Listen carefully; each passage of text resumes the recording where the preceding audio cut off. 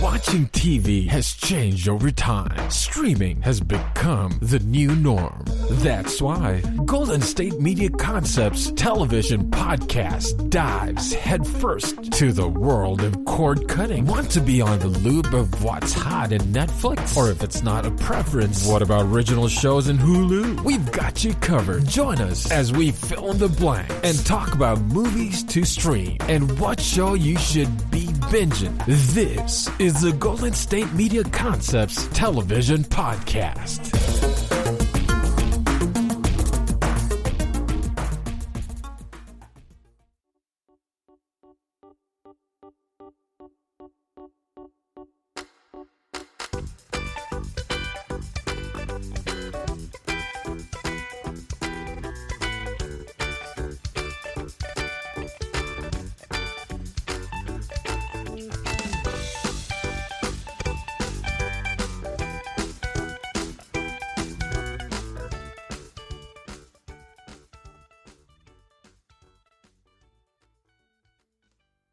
Thank you for tuning in to the GSMC Television Podcast, brought to you by the GSMC Podcast Network. I am your host, Casey. So, I hope everyone, as usual, is having a wonderful day. So, today, as usual, we're covering four very familiar shows, if anyone's been listening to my previous podcast. But the unfortunate part is all four of them, this was either the finale or they are very much nearing the end. So, we'll be talking about the finale of Season 2 of The Circle. We'll then be talking about the finale of Your Honor. We'll then be talking about Good Girls Episode 8 and Manifest Episode 9. Now, with Good Girls, that's Season 4, and with Manifest, that is Season 3. So, kicking right into it, we have The Circle. So this episode was pretty good. I feel like for the most part, I was able to kind of predict everything that happened. Not that there was very much, game stuff going on, because for the most part it was kind of a reunion and a big reveal for those who had been playing. So Michelle, who's the host of the show, she kind of kicked it off with her little intro, and nobody at that point, because it had been the next morning, so I'd imagine it's been probably a good 8 to 12 hours since the Secret Super influencer had blocked Mitchell from the circle. And so we got to then see, shortly after they woke up, Mitchell's goodbye video, and the fact that he said the Joker was still in the game, which, for the most part, these, goodbye videos are never really that revealing, but sometimes little ideas like that could, get implanted in people's minds, and it might have been the case with Chloe and Trevor especially, but Trevor was just like, my whole game is destroyed. Mitchell's gone. So, Courtney kind of laughed about it and was like, yeah, well, he's right. Joker is still here. So they didn't really do much at that point, but I was, I wrote down in my notes, that at this point, everyone's really going to have to start tanking people's ratings hardcore. If I was in the game, my initial thought was I got to tank Courtney and River because, they've had a pretty good control of the game, although I feel like most people kind of rate on their relationships, generally speaking. But they need to be tanked. And then I thought to myself, well, technically speaking, and, once again, I've mentioned this show can be wildly unbalanced. You could seriously have someone like John sweep in due to everyone else tanking each other's ratings and then just win it. And let's be real for a second. John, played by Emily and, or played by Jack, previously who played Emily, and Lisa, who previously played Lance, they don't deserve the win. I mean, but part of it is also the game, too, due to the fact that, this John character got revealed, 4 or 5 days, probably 5 days before the day they were doing the final ratings, it's not enough time to get to know someone. And that's why, the other people that had been there for 2 weeks at that point, they have the big advantage. But once again, if you have everyone tanking each other's ratings and rating unpredictably, then you could have someone like John who actually comes in at the end. But once again, the game is wildly unbalanced. So, that was my initial thing. It's just like, I would tank River and Courtney, but then also thinking about it, you tank them super hard, and then you automatically rate Chloe what? 2 or 1, because you're only rating 4 people. It's a final 5, which then means that Chloe, who already has had a great relationship with most people, would probably win it. So, that was, that part was not my initial thoughts. But then as they were discussing each of the players, I was like, okay, it actually seems like Chloe, John, or Trevor could win this. And then, they started, they got through half of the ratings, and then as they were getting to the end, I said to myself, I think Chloe won this, which is something that I had been thinking about for quite some time, probably and easily halfway through the season, so like episode 6 or 7. And then I was like, I think Chloe and Trevor probably have this, but I think it's probably going to be a Chloe win. And then I said maybe with an ellipses, so ... I said maybe River, because that's the thing, like, as the viewers, we saw the tactics and strategies used by Courtney, but people pegged Courtney as pretty shady early on. And people towards the end were pegging River to be kind of shady. So that is why I'm thinking maybe River, but I think River, in my mind, would have probably been, 3rd or 4th place. So then we finally got, the meetings, and Chloe was the first one there, and I loved her little moment as she got excited about everything. It was really cute, and then you had Trevor, and I was like, oh my gosh, and they're introducing, Delisa, who played Trevor, and, Chloe was then really excited, and I was so nervous, but I was literally cracking up at the same time, and I was just like, oh my goodness, I feel tremendously bad for Chloe. And then she kind of held it together really well, which could have been one of two things. Either A, she didn't want to reveal how she was truly feeling, or B, she might have then realized that it didn't actually matter that much. She more so fell for the picture that is Trevor, rather than who Trevor actually was. Which is a thing I think many people do, even in real life. We see an image, we lust for the image, and then as things go on, we create an image of a person rather than really like them for who they are. And, I'm just saying, at least in the beginning, as things move on, yeah, obviously people do fall in love, and people, have, a relationship that really develops into something much more. So, it could have been either or with Chloe. Now, the rest of the crew came in. I was kind of surprised that they did the order in which they did. I was kind of thinking that they were going to leave River for the end, but they did Courtney, and then they did River, and then they did Lisa coming in, then Jack coming in, both who played John. And it was really nice. I do feel like, in a sense, Jack and Lisa, they almost felt like outsiders between the group of 6 of them. But the funny thing is that, Jack did play a really solid game. The first half of the game, he did really well, in my opinion. It really was that makeup challenge. That makeup challenge had really screwed a lot of his game up. Yeah, but that was a good... See, those are the things that I would appreciate in the circle, is more stuff like that, because it does reveal the catfish thing. But, as I always say when I'm talking about the circle, in the reality of it, the catfish thing does not matter.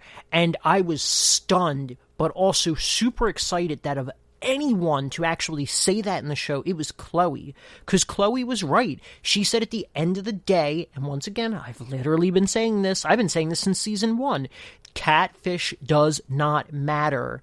It is a social game, and at the end of the day, it's your relationships that matter, not the person being a catfish. Which is another reason why I think I might have even said it last podcast when I talked about The Circle, that as this show progresses, they need to do something more with the format. They're going to need to start building their game, improving their game, and fixing the unbalanced portions of their game. Because otherwise, the players, they were a couple steps up from last season in terms of strategy and tactics. People will start to catch on with the broken mechanics. Now, maybe I'm not the only one that sees this stuff. I don't see anyone else commenting on it. But I will say, though, that, I watch, a lot of stuff like this, and I also analyze television shows a lot. And so when I do watch reality competitions, especially watching something like Survivor, since I was literally 7 years old, I get how a game should be balanced. Now, don't get me wrong, Survivor has its moments, and when they introduce new twists, depending on the theme of the season, sometimes you got to do things to figure out it doesn't work.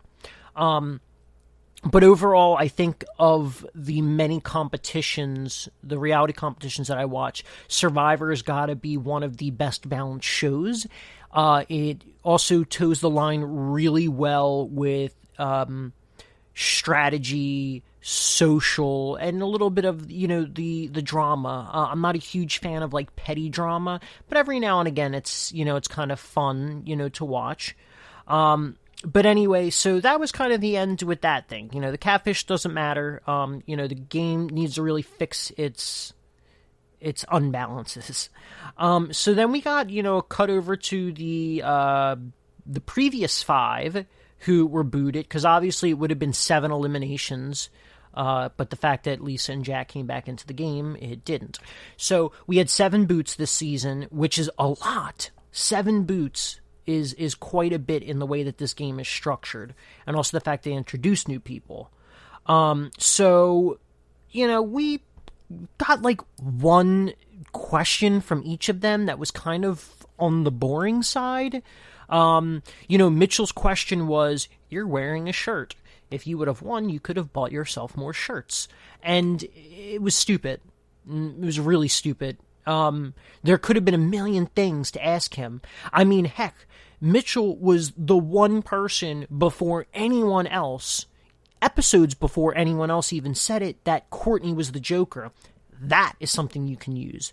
Mitchell, you said blah, blah, blah, blah, blah. How did you, come to this? But also if they wanted to do the surprise reveal, then they couldn't have.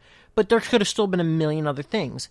Obviously they focused on Savannah and Tara Alicia, you focused on this and you got eliminated Savannah, and then Savannah was just like, I stand by what I did, and then made some sly little comment towards Tara Alicia, and Tara Alicia was like, I kind of stand, or not kind of, she also said she stood by what she did, which I feel like I liked it a little better in the way that Savannah said it. Not Savannah, sorry, Tara Alicia said it. But that's the thing, also, Savannah was just so smug and dramatic about everything, and the way she sipped her, I guess it was champagne or whatever.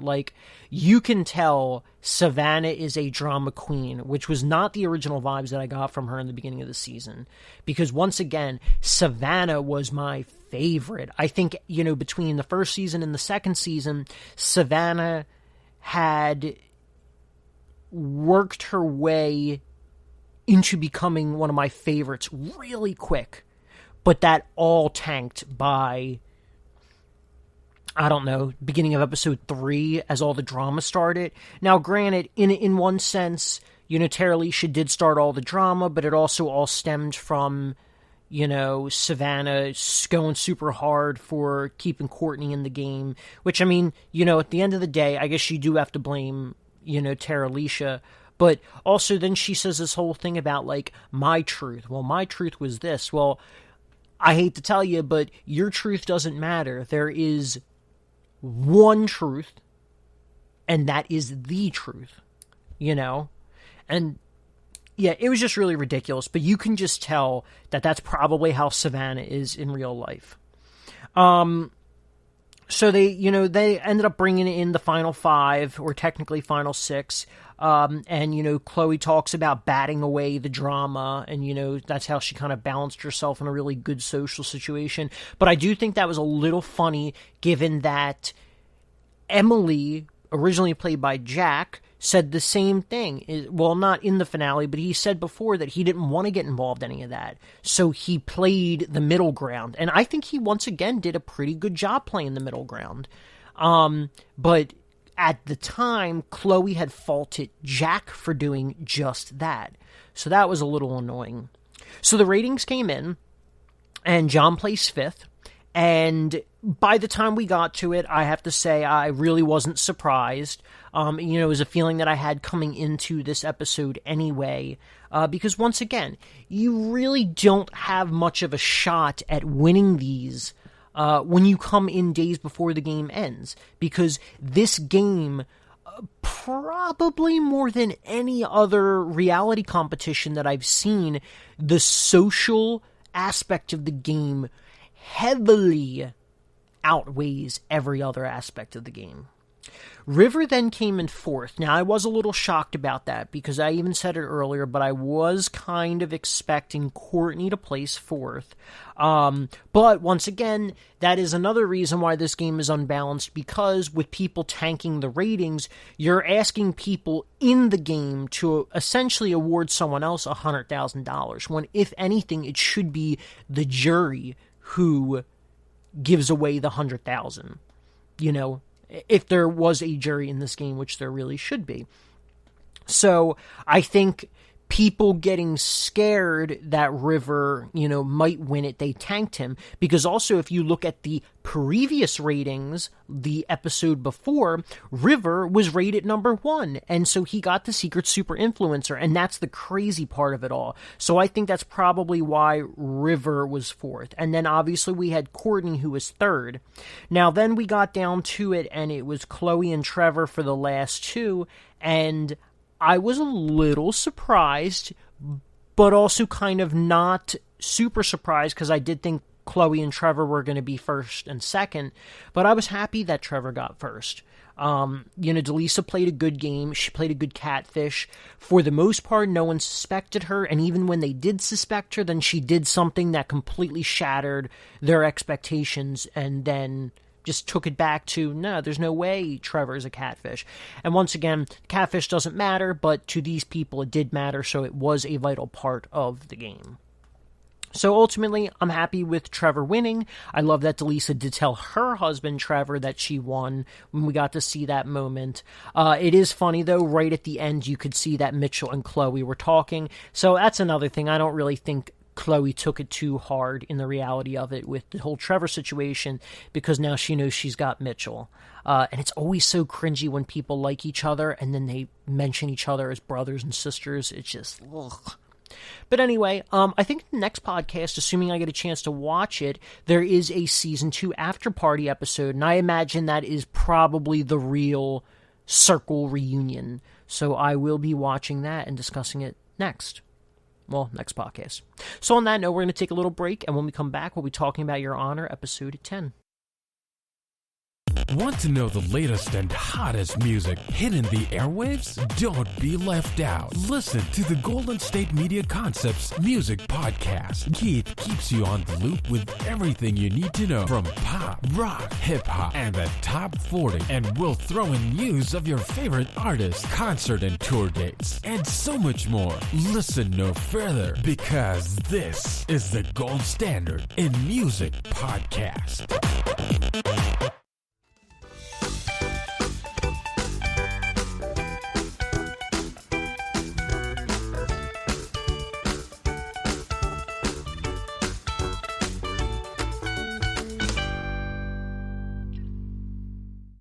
All right, and we are back. So, we have already talked about the finale of Season 2 of The Circle. So, we are now moving over to another finale. We're going to be talking about the finale of Your Honor. Now, before we get into it, it's something that I was a little uncertain of in the beginning, and I, for the most part, kind of tried to avoid any and all spoilers, but I do now know that Your Honor was 100% a limited series, but we'll get into that a little bit more. So, as of now, we are discussing the actual series finale of Your Honor. So, at the end of last episode, we did see that Fee wanted to invite Adam over to meet her dad, Jimmy, who at that point, I think Jimmy was just generally suspicious, but didn't know really anything about anything with Adam. And so I kept thinking to myself, and it's something that I think I said since like episode 5 or 6, probably around 6, that Adam was going to go over there, Adam was going to meet Jimmy, Adam was going to get scared because that's the whole freaking Baxter family, and he would use his inhaler and everything would click. And so I was so certain we were not going to see a good outcome starting with this episode. But very weirdly enough, they kind of skipped over all of that. And the aftermath of last episode more so was an aftermath with Michael, Adam, and Elizabeth, as we got to see that Michael confronted Elizabeth and yelled at her for telling Adam the truth about their mother, and how, kind of as a theme of this show about truth, but, this one mistake shouldn't define how he sees his mother, who was overall a really great person, and that this will just tarnish her reputation, because ultimately she's not here to defend her reputation. She's gone. And so there is no forgiveness, there is no this, there is no that. It's, she had a good reputation, this has been exposed, and then her reputation becomes tarnished. So we then got to see Lee, who, as we know, figured things out with Kofi, that he didn't steal the car, that he was taking his GED test at the time. And so Lee went to Desire's headquarters and straight up confronted Mo, or Big Mo. She's the leader of Desire. And so she says, what are you going to do in terms of releasing Eugene? You need to release him. I know Kofi didn't steal the car. He was getting his GED at the time. And it just doesn't make any sense. So, you need to release him. And then she's just like, what's to say that you're not going to, pop, or you're not going to, we're not just going to kill you now. And, she's just like, I have insurance. And Mo's like, yeah, I don't really believe that. I've got a pretty good BS detector. And she's like, are you really going to take that risk, though? She didn't play it off as smooth as she should have played it off. But ultimately, Big Mo takes a safe route and is like, look, I don't know who did. I don't really know anything about anything, but I will tell you that it happened the day after Rocco was hit and killed. And so then things kind of start to turn in Lee's head, and she figures out that, or she comes to the conclusion, I should say, that Michael did it. So, Adam then confronts Michael in his chambers, and they actually have a really good conversation. It wasn't as heated as you thought it would be, and ultimately there is this story. Whether the story is true or not is kind of really irrelevant, because the message is what is important, although I do think the story is true, is that Michael talks about on his wedding night with the mom, he, at the news of finding out she was pregnant, hugged her so hard that he accidentally broke one of her ribs and she was in pain, and she didn't tell him till later. So he says to her, or he says to Adam, was that a lie, or was that in the name of love? And so it kind of actually brings Adam a bit of comfort, because I think ultimately, and he's ultimately okay with everything with his mom. He doesn't blame his mom, but I think ultimately in his head, it clicked that the feelings he does have for Fia, which are real, it's okay to lie, because ultimately it's in the name of love and it spares her feelings. So he now got involved with Fia out of a sense of guilt, and he's now not doing anything with his guilt due to love, as he would explain it. And for the first time, I think, in the entirety of the series, Adam and Michael have a really good moment. They hug multiple times, and after, a lot of rockiness over these 10 episodes, which it's probably been, I feel like it's easily had to have been 6 months since the start. 6 months? I'd say it's 6, 7, 8... I would say it has to be somewhere around 6 to 9 months, given that Adam was in his senior year, and, I'm sorry, I'm actually having a really hard time with this.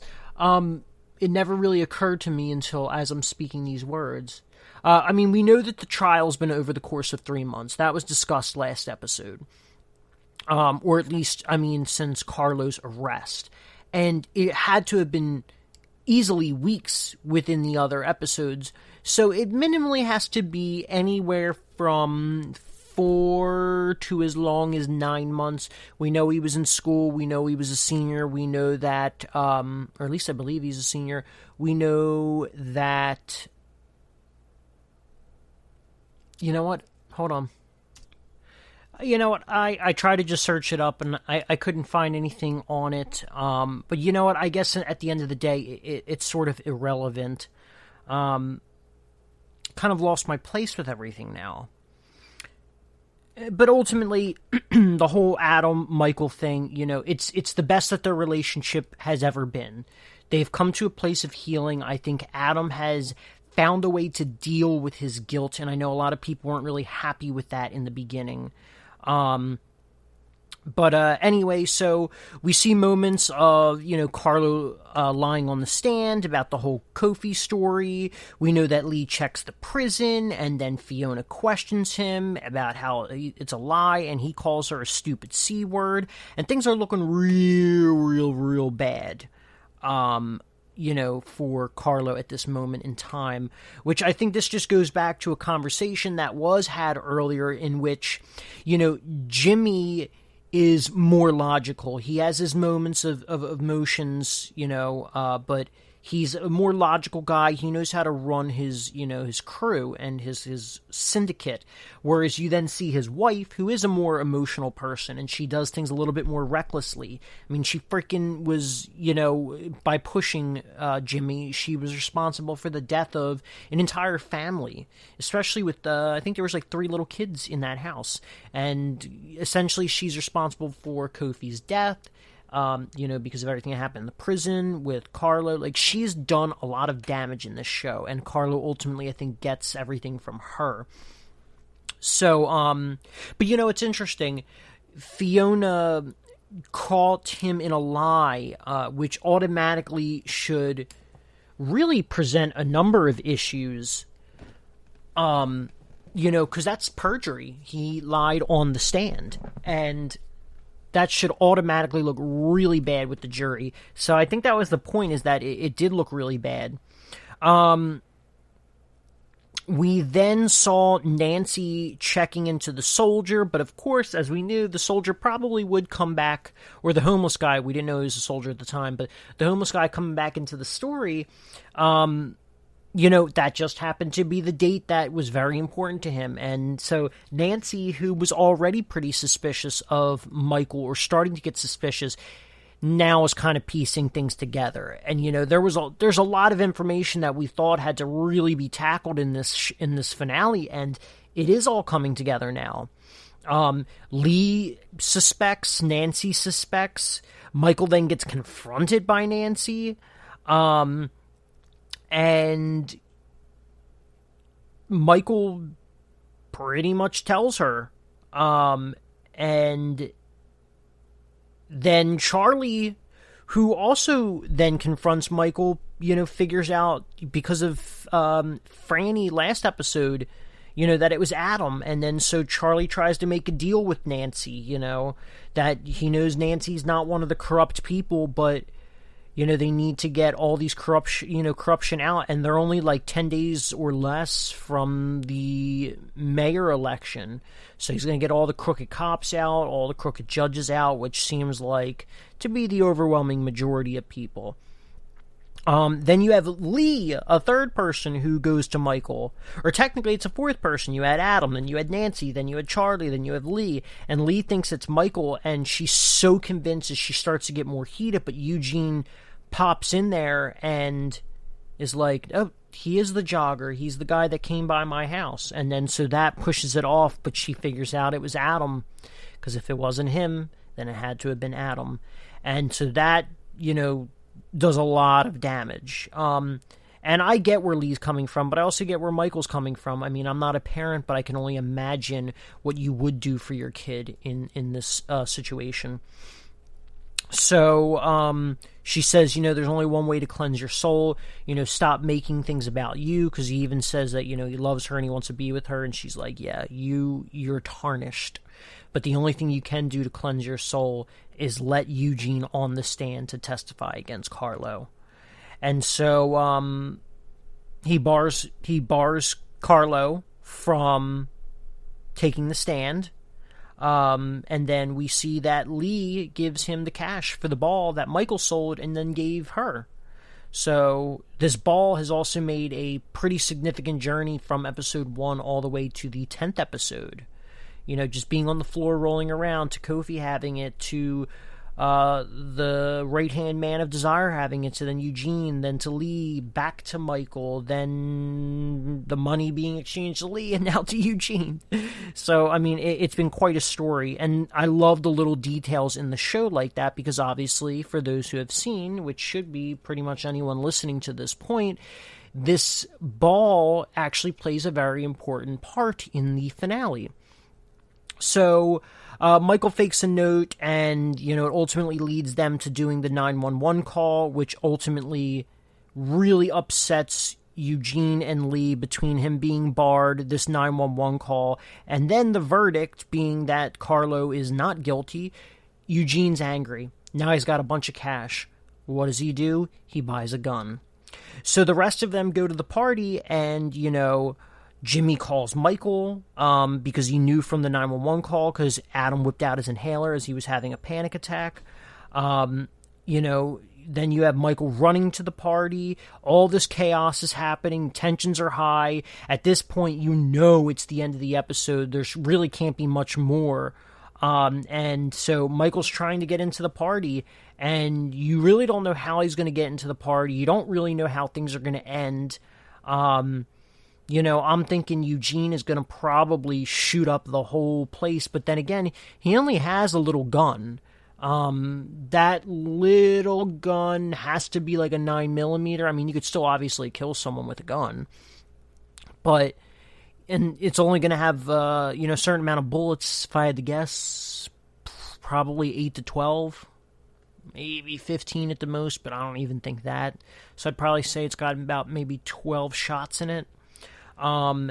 So it ultimately leads to Michael's crazy attempts to get in there, ultimately distract the guards long enough for Eugene to slip by. Now, at this point, there was a pretty good conversation between Fia and Adam, in which Fia's like, we should literally leave now and just go on the open road.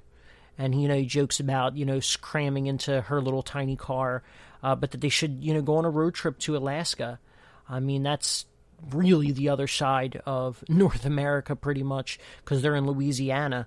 But Adam kind of gets interrupted, but also seems hesitant by Jimmy, and he hugs Adam, and Michael sees it. And then Eugene pops in there as he walks by everyone. He sees Jimmy. Then he walks more, and he sees Adam and Fia. Then he walks a little bit more, and he sees Carlo and Gina, the wife. He aims towards Carlo to kill him, but my guess is he was not attributing for the recoil. He probably did not realize how much power there was in the gun. Even a small gun like that still has a bit of a kick. And he completely misses. I mean, like, by easily 20 feet to the left, and somehow shoots Adam into the neck, which then the bodyguards run in. Michael runs in. Fia is traumatized as Jimmy pulls her away. And I think it's this, dramatic irony. It's this kind of justice. Even though Adam didn't mean to kill Rocco, he died in a similar fashion as he choked on his blood. His own blood, and then, Michael's there to just kind of cry and comfort him, because he only probably lasted like 30 seconds. Rocco maybe lasted a little bit longer than that, but, once again, it's a tragic story. The question is, who's the true tragic hero? And I guess at the end of the day, that is definitely Michael. It reminds me very much of a lot of Shakespearean, scripts, plays. And I could definitely see the influence in that. Couple last bit of notes. That neighbor that kept getting shown throughout the show, nothing really came of her. We didn't really get to see anything of the whole mom storyline. It didn't really pan out. But I do think, once again, it's all the little details in the show that were the most powerful moments in what made this show a really good show. I still don't understand why the ratings were as low as they were, both from an audience and a critic's perspective, especially given that, once again, I get what they were going for. I get the whole Shakespearean tragic hero story, or assuming that is definitely what they're going for, which I really feel like it is. The thing is that, it is its own show. It is a limited series, but I'm curious, if they will do a second season, because as far as I know, it's not been confirmed or denied, and it's also not outside of the realm of possibilities. We could definitely see something with Michael potentially on Jimmy's payroll. Also, just to mention for those who don't remember or don't know, but obviously Eugene got away. He dropped the gun and he ran. But his fingerprints are on the gun, so that's kind of very unfortunate. So who knows? That was our ending, and I kind of wish there was a little bit more of a conclusion to it, but also I think it works very well in the way that it stopped. So we're going to take another quick break, and when we come back, we'll be talking about Good Girls Episode 8. Tired of searching the vast jungle of podcasts? Now listen close and hear this out. There's a podcast network that covers just about everything that you've been searching. Hey! The Golden State Media Concepts Podcast Network is here.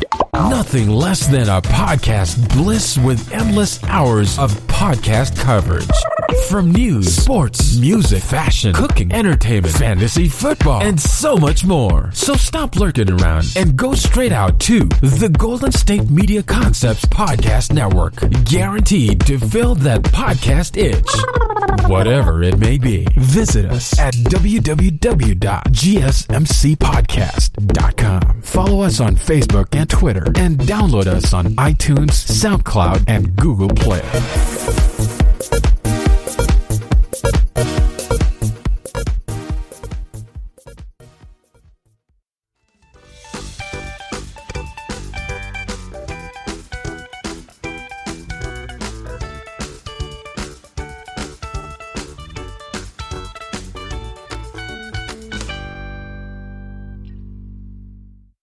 All right, and we are back. So we have talked about the Season 2 finale of The Circle. We have talked about the series finale of the limited series, Your Honor, which was the 10th episode. So now we are shifting into our final two segments. We'll be talking about Good Girls Now, Episode 8 of Season 4. I think we're also getting pretty close to Season 4 winding down.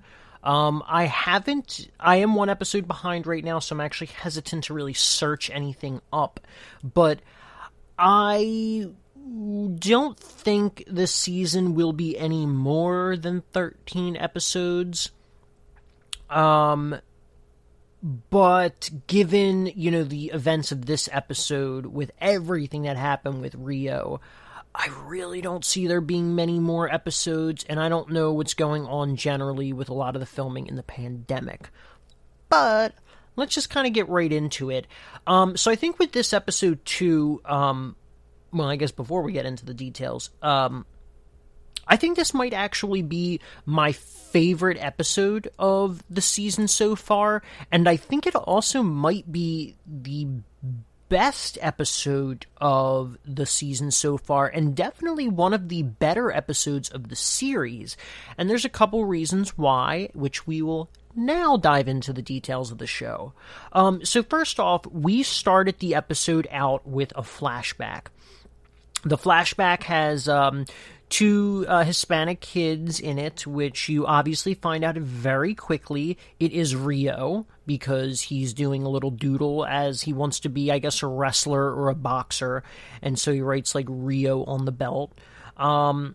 And then you have another kid who you kind of can put two and two together and assume that it was his cousined brother from the previous episode, 2 episodes ago, in which he went to that little family dinner. And then very quickly after, you see the grandmom, who pretty much looks the same, just with slightly different hair. So there's this whole, metaphor going on in this opening scene about how, one bad egg can ruin the batch.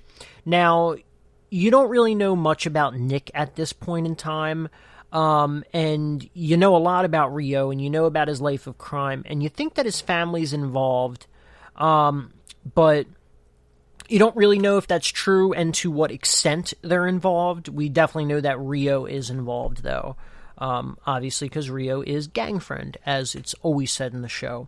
But anyway, the whole thing ends with the grandmom testing. I just thought of something I never thought of before, which we'll actually get to shortly, about the whole cousin brother thing. But anyway, you get to the end of the metaphor with them testing the egg, and that if it is an egg that sinks to the bottom of the bowl, it's a good egg. And if it floats, it is a bad egg. Well, and this scene is very purposefully written. It's not some scene they just thought would be good just for the sake of entertainment. No, there's a very specific purpose behind it. And so Rio's egg actually sunk, which meant that he had the good egg. And the bad egg, which Nick had, floated, which should give you, which I didn't even actually think about any of this until after the episode. Kind of on the initial watch, I think sometimes the details of the show sometimes slip by as you're just A, trying to enjoy it, and B, processing, any and all information that the show's throwing at you. And there's a lot of information.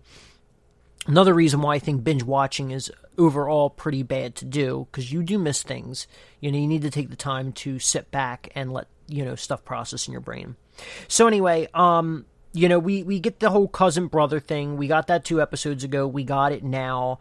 And it, like I said, it literally just dawned on me, but, I wasn't sure if they were cousins, if they're truly brothers. But also, now that we finally see that they're living with their grandmom, the grandmom probably adopted both of them. We don't know anything about their parents. We've never seen their parents. They do both have individual families, I believe. I mean, Rio's got his son, and he's got his, his ex-girlfriend, the baby mama. I hate using that word. I hate using the word baby daddy, but, his baby mama. So my guess is the grandmom probably adopted the both of them. So they grew up as brothers, but they're really cousins. But I think it plays into a little bit more as we dive into this. So, Rio and Beth meet up, and, Rio's like, you need to keep them busy. And, we're playing the long game. And Beth is like, I cannot do this. Like, if I do this, this is going to just screw me over, And he's like, well, we're playing the long game and you really don't have much of a choice, or at least I believe he said something along those lines. I definitely know he said the thing about the long game. Then we got to see, and we had a couple scenes with Dean throughout this episode, but we got to see Dean with his little bike crew, which was kind of funny to see. It's definitely a lighter moment, Dean's whole storyline, the second half of the season so far. And then they try and get him into this whole pyramid scheme called The System, which, my goodness, can you, be a little bit more obvious about it? But they make a weird comment about how, part of it has to do with the connections and the relationships. And, we obviously know Dean is a businessman. He sold cars, he sold hot tubs, and on top of that, Dean knows what he's doing. He's actually really good as a salesman. Which it would be funny if Dean ever got into, crime, because he might actually be pretty good at it too. But anyway, they make mention about how it's, a system and, it's a relationship and it's about the connections that you have, which almost makes me think that if something were to happen to Dean, he might be covered, which we obviously know the whole system thing is a pyramid scheme, but it might even be something much deeper than that. But I don't think those guys, if it is anything deeper, those guys are involved in any of it. They seem a little too innocent about everything, especially given the fact that they were questioning Dean about his time in prison.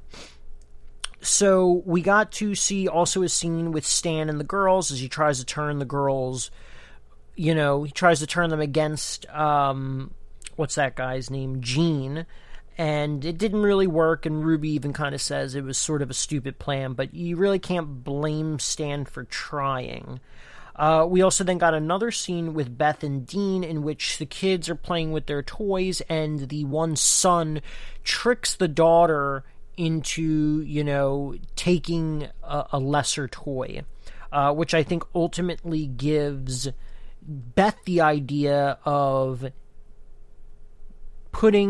keeping the federal agents, the Secret Service busy, but ultimately tricking Gene into taking something lesser, i.e. being the fake money, which also could potentially buy Stan his freedom.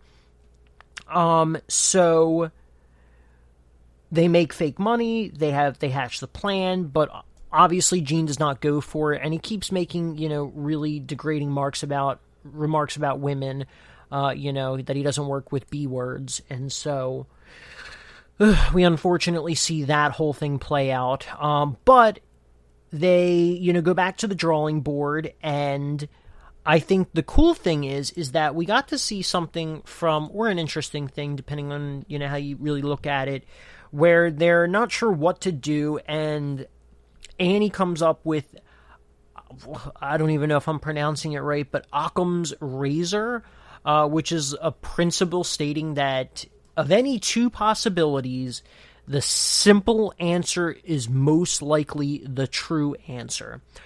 So I think in relation to this, it is, do you just try and give someone the money, or do you just give them the money? And given that we also know that was established through Stan's scene, that of all the tips that come into that place, Gene takes 90% of all the tips and the girls only take 10. So what do? They spread the wealth. They spread all the counterfeit cash that they had, which had to be a lot, because I'm fairly certain the majority of that counterfeit cash was in $10 bills.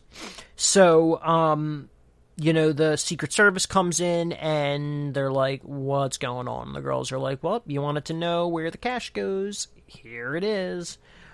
Which clearly to me felt like a pretty clear setup.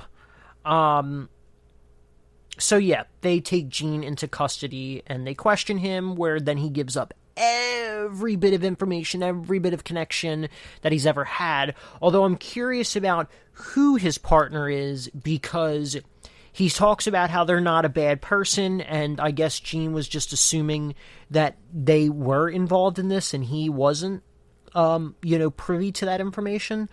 So I'm very curious to see who his boss is. I hope that's just not some sort of throwaway line. On another note, we saw Nick visiting Beth, and this was technically before the whole scene with, the fake money. And, he kind of warns Beth against him, Rio being, Nick warns Beth against Rio, and then he even invites her to a gardening thing, and she ends up later attending that, where we get to see, that Nick is actually a member of the city council. He's a really good guy. He does charity. He fulfills his campaign promises, even if, they're not the greatest. And he's, with at-risk youth that he's working with, especially in the gardening. So Nick at this point has been established as a pretty stand-up guy, and who is, not too keen on Rio's doings, which we then later see through a series of flashbacks in which, Rio spends all this money on, Rio spends all of his time in the boxing ring and working out, and, he even bought his grandmama a gift, but he bought his grandmama a gift through stealing it from a rich person, and, he's late for work, and he's not really, in the reality of it, he did steal from some rich guy, but he also, in a sense, is trying to keep his head down. I don't really think we actually see many instances of him doing bad things. Then we see, on the other side of things, we see Nick, who is, a good worker, and he's doing everything he can, but we do get a moment where he's working with a rich guy, and he helps the rich guy cheat to look better in front of other people. So, we see a little shadiness to Nick, but that's the first time, aside from the egg, which the egg was another hint, that Nick is a stand-up guy. So, moving forward, aside from all the warnings, that's what we've gotten of Nick so far, is that he is a really good guy. But we ultimately see that Nick sells Rio down the river, and so Rio obviously gets arrested and goes to jail and gets fired, whereas Nick is an upstanding citizen. So Jean's in jail, Stan's free. Ruby doesn't reveal any information about what the real thing is. So the Secret Service agent, Phoebe, she ends up going to Beth and says, there's nothing from Jean. Like, it's fake. We know. But he gave us a lot of other information, so whatever. But she's like, everything you said about the drinks, you and us getting drinks, like, was that real or no? And then Beth starts to panic a bit because she can see that Phoebe actually really likes her, and that she's like, well, you want to get drinks now? We can get drinks now, like, blah, blah, blah. And then in a moment of Phoebe kind of realizing where she stands with Beth, she's like, they're rounding you all up tomorrow. Now, this is an interesting scene because there's a part of me that actually feels like it's really genuine, despite Dave even warning Phoebe like 2-3 episodes ago about this whole thing. I think Phoebe now even sees clearer than ever, but I almost feel like it was a play on Phoebe, or play by Phoebe, I should say, in which she got Beth to, force her hand. Phoebe got Beth to force her hand. And so we then see that Beth's got to do what she's got to do, and she created more money for Rio, but ultimately it's what gets him arrested. And we get this, like, really nice banter between Phoebe and Dave as they're headed to the interrogation room to see Rio. But yeah, the entire time that they are arresting Rio and arresting Beth too, they just kind of stared at each other. And you could see that, Rio's really fuming about the whole thing. Now, I was pretty convinced up till pretty much the second to last scene, that this was all part of Rio's plan. This is what they were talking in the cafe. They were going to keep them busy with this whole thing, but ultimately it was going to be nothing that would really stick. Although I still wasn't sure how it would play out. But then, Phoebe and Dave get surprised, where Rio then gets released, and they say that it's from someone with a higher power. Rio gets into the car, and we see that it's Nick. So all of this, red herring business actually shows you that Nick really is involved. And, Nick's like, so what should we do? And Rio's like, I know what we got to do. And Nick's like, no, we're not doing what you think we should do. And then you get a flashback sequence Rio visits Beth and tells her that Beth says she didn't have a choice, but Rio's like, no, you did have a choice, you just didn't choose me, but this is perfect now because they don't suspect you, and now we're going to actually do some work. Then we get a flashback to Nick and Rio, in which Rio did the same thing. He had been stealing thousands of dollars from the club, but no one suspects him now because he ratted out his own family, and he's been a model, worker up to this point. So this, I think, this episode was very telling because, I think Nick truly might be the kingpin behind everything. And he might also end up being the big bad for the rest of the series, as he's the closest thing to the head of all of this that we have right now. But the interesting thing is that while we've always seen Rio as a very smart and perceptive person, I kind of don't think Rio is actually as smart as we've given him credit for this whole time. I think Nick is the genius. And I mean, I don't even have to say that I think that. I think we all know now Nick is the genius. But also, once again, there was all these little signs that showed that Nick was not a good guy. And I think that metaphor in the beginning is that Nick Nick was always the bad egg, and one bad egg spoils the bunch. And I think the thing is that Nick probably messed up Rio more than Rio would have ever messed up his own life. And that's really shown through all the scenes at the club. All right, we're going to take another quick break, and when we come back, we'll be talking about episode 9 of Manifest. Want to find out what movies to go see? Then check out the GSMC Movie Podcast. It's your ticket to the latest movies, whether it's a new blockbuster event, romantic, comedy, or action flick. This show has got it all covered. They talk some what to go see now, don't bother, what's hot on Netflix, and everything in between. That's gsmcpodcast.com/movie-podcast. When it's all about the movies, it has to be this new show. Don't forget to like them on Facebook and follow them on Twitter. Visit gsmcpodcast.com for more info.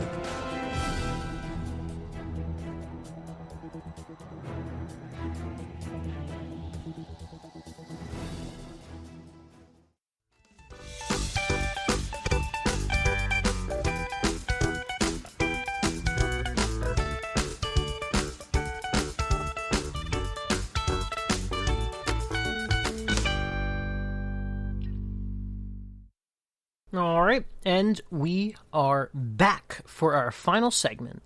So we've already talked about the Season 2 finale of The Circle. We've talked about the limited series finale, Your Honor.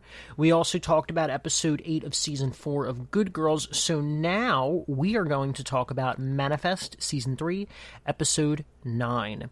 So we kind of had a lot go on in this episode, and also kind of at the same time, not a whole lot has actually happened. We had bleeding eyes, and storms, and floodings, and earthquakes, so much little stuff. But kind of starting at the beginning of everything, everything really kicked off with, going back to Eureka. We obviously had Zombie, who had been working there the past couple weeks. She's been withholding information from Ben and them. But obviously she has to kind of do that as she's becoming more privileged with her research and, everything that she's been getting there. She starts telling Ben, yeah, you can bet your butt that, something will get back and Vance will probably know, or there might be some form of, intervention. But anyway, supposedly, they'd been working, for weeks with the driftwood from Noah's Ark by applying, I don't know, I guess they were saying that it was like dark light or something like that. I will be completely honest, I don't understand what it is they were doing. I even tried to do a little research on it and didn't really find anything conclusive.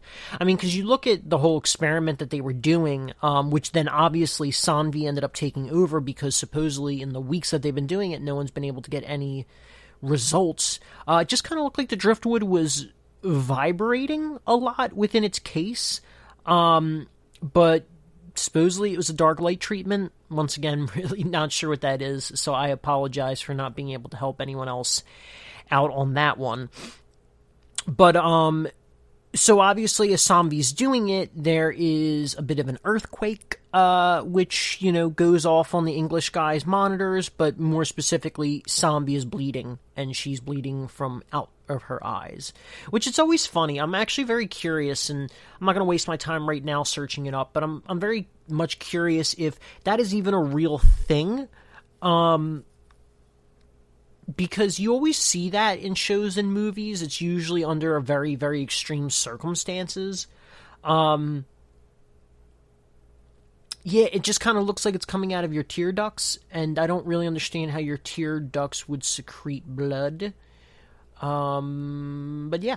Anyway, moving on. Then we start to have everything with the flood at Ben's house, which only he can see because it's a calling, and that it ultimately leads to Egan also having a calling where he's just getting drenched. So the callings are pushing Egan and Ben together. I mean, obviously the biggest rift between any of these passengers right now are Ben and Egan's got his little crew, and, Ben's kind of got his crew, as he's also helped, like, a ton of people.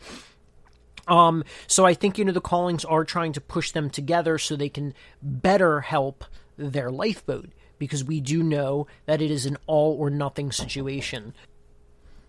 So with that, we also have Mick, who has been getting visions as well. But the interesting thing with Mick's storyline, and I think there's only really a few points in general to make up for it, at least in the beginning, is that Mick and Zeke are having this, dinner, and they invite Sarah and Jared over, who obviously Sarah is the Major's daughter, who's been seeing Jared ever since the whole investigation wrapped. Yes, it is weird, and, I think that is something that everyone does acknowledge. But what really actually brings out the interesting points from that portion of the storyline is with Zeke, which we'll also get into that more. But eventually, Michaela does have to leave as she's seeing literal blood coming out of her eyes, which is also very similar to what's going on with Sanvi. And Egan and Ben are able to deduce that there is something going on at Eureka, but they don't know it has anything to do with Sanvi.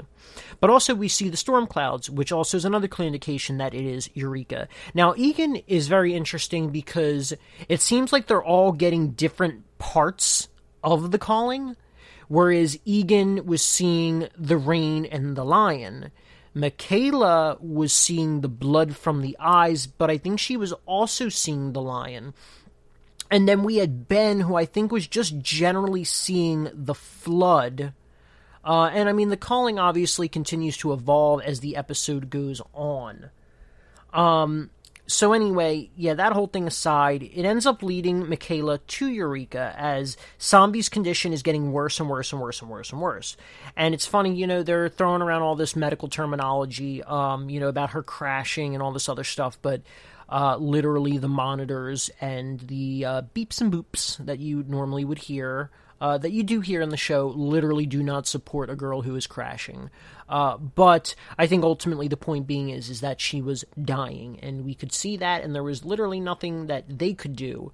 But obviously, given all the crazy mysteries, come on, the crew of scientists and everyone should have realized that it was calling related, and that through answering the calling, they would then be able to fix Sanvi.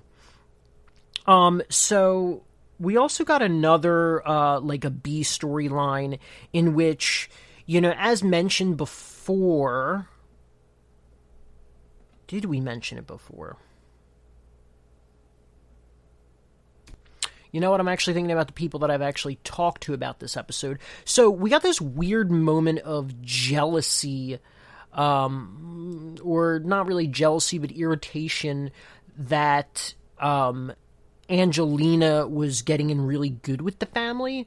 And yeah, because that's the thing, Olive was gone from the previous episode, which is when she started wearing Olive's clothes and stuff like that. So it was really weird. We hadn't seen Olive for an entire episode. Then she comes back and she's really irritated with Angelina, and she's just like, ugh, like, it's just very strange to see that happen. It almost felt like we were missing an episode from everything. But ultimately, she freaks out at Angelina, and Angelina runs away, because especially after Angelina dyed her hair to look like Olive's, because Olive and Grace had a whole conversation about how they have this beautiful, like, brunette hair. Which you can tell her hair is very, very painfully and clearly a wig, which I'm very curious to see in the next episode if she's even going to have that hair anymore. But yeah, that was 100% a wig. It just did not look real. And it's a bad wig at that. But anyway, Grace ends up saying to Olive, like, hey, she doesn't really have a good family. Take it as flattery. She looks up to you. She enjoys, our family and wish she had something, similar. So Olive tries to, find her. But as we've seen, Olive has been getting closer to Levi, the student who was working on the Egyptian papaya piece that ultimately told them that there is this lifeboat. And we see that just as Olive walks in, Angelina tries to kiss Levi, and Levi is like, no, not about it.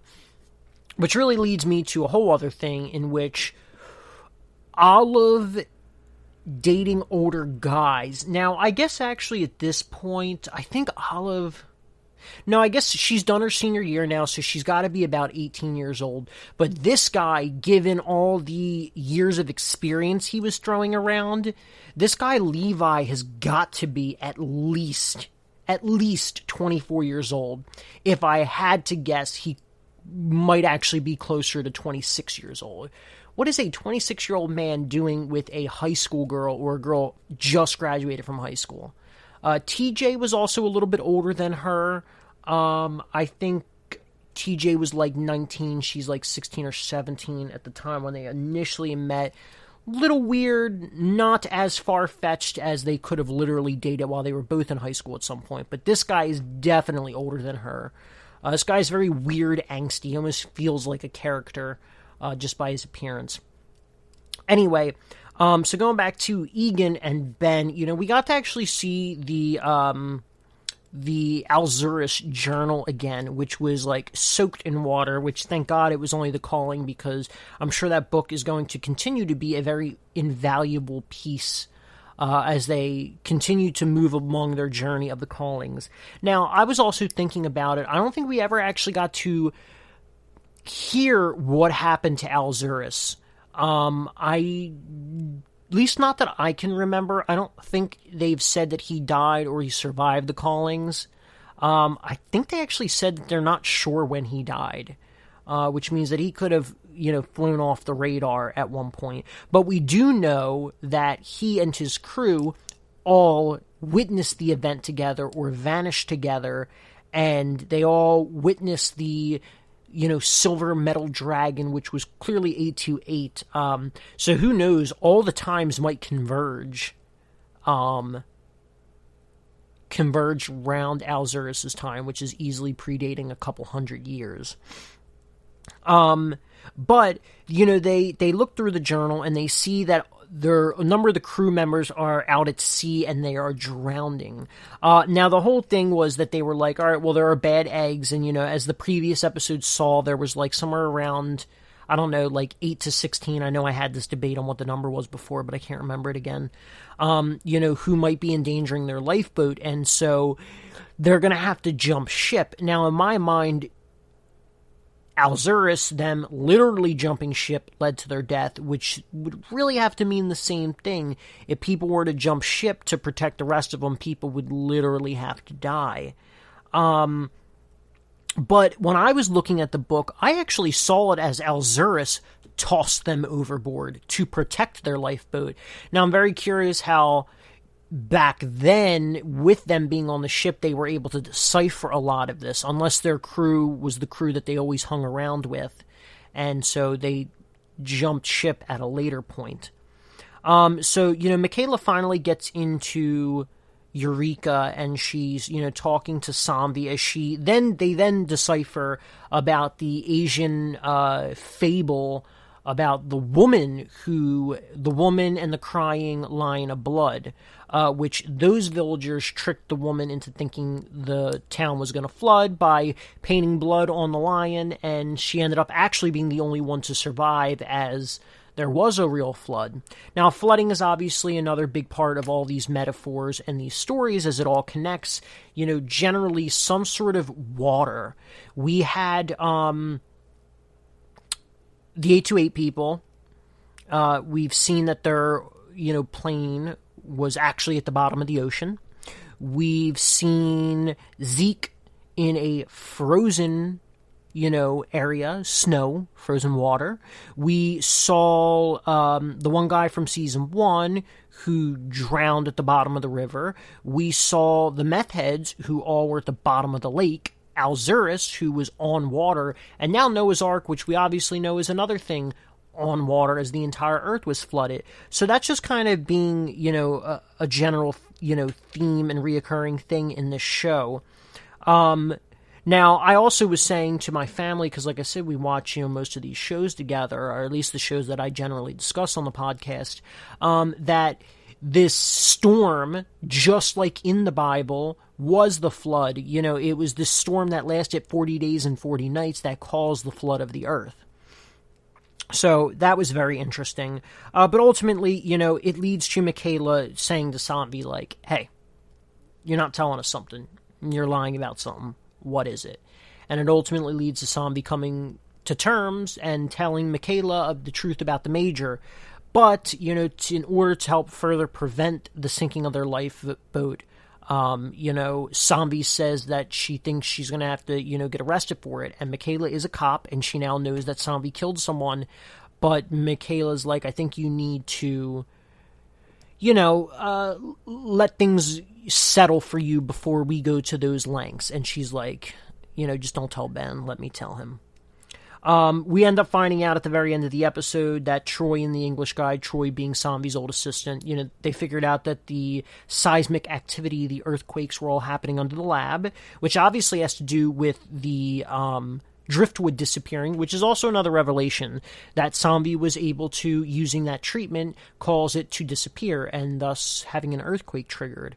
And when it resurfaced, there was also an earthquake. And so who knows, maybe earthquakes is another big thing aside from water and disappearing that is going to be taking place in a lot of these disappearances. But that is still yet to be seen. Now, another little last piece of information is a scene that happens between Zeke and Beverly, in which Beverly seems to snap out of her Alzheimer's, or kind of, because she seems, for the most part, she's always lost, or maybe it's dementia, I can't actually remember what she has right now, but regardless, her mind's not really all there, in which she says, Michaela knew you were going, you only had a day left to live. You don't erase, 18 years of a relationship between Jared and Michaela, which is a clear indication that there's obviously a lot more to everything that's going on, because obviously this is becoming a storyline. The Major's daughter, Sarah, and Jared are dating. Michaela's clearly not comfortable with it. Zeke knows that she's jealous about it because he can feel her feelings. So this is not a storyline that I think is going to go away easily. And I think, honestly, it's probably going to come to a head at the end of this season.